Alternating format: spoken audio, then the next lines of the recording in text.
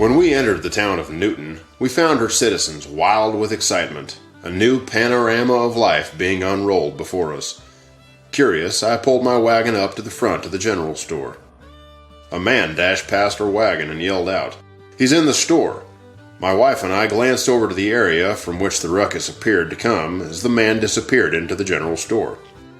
Another man, seen from the boardwalk in front of the store, motioned to those loitering about to move his way. With each motion of his waving hand, he shouted into the street, "Everyone come see the gunfighter! He's in here!" My wife did not want to stay long. She, being disturbed by the disorder and the idle chatter of the forming crowd, only wanted to stay long enough to buy a few supplies. On the other hand, I pointed out to her that this event would be an adventure. A story was about to unfold, and I wanted to learn more about this place and its people. The herd fed continuously on the nutritious grass, others lying down unaware of danger. And if the truth must be told, there was no great threat to them, but they did not know it. Neither did I. But I thought there was, to one of them at least. I was riding a mule I named Marie, armed with an old cap-and-ball revolver.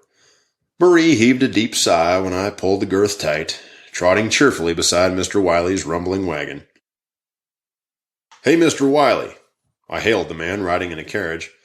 "Why don't you hold up a little, and I will soon prepare some buffalo meat for supper." Mr. Wiley, with a nod, consented to wait. I got out my old cap and ball and put the spur to my festive mule and sailed down toward the herd. I singled out a fat cow. As my mule forged up by the side of her, I pulled the trigger, and presto, behold the change. I think every one of the charges in that old six-shooter exploded at once.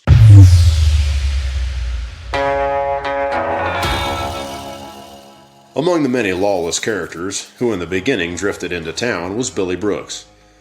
Brooks was a shabby character sporting a narrow mustache with long rounded face trimmed out with a Van Dyke goatee. Brooks roamed about the town in a dark cloth coat.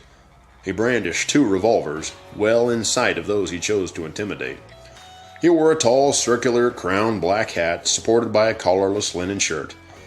This slipshod dress gave the appearance to everyone who regarded him as dangerous. In November of 1872, Billy Brooks was elected Dodge City's first unofficial marshal. He was unofficial because the town was not incorporated. He swaggered about town with 2 Colt Navy revolvers. In a few weeks, he'd established a reputation as a killer. He was magnificently quick with a gun. He carried 2, one on each hip, as did nearly everyone else.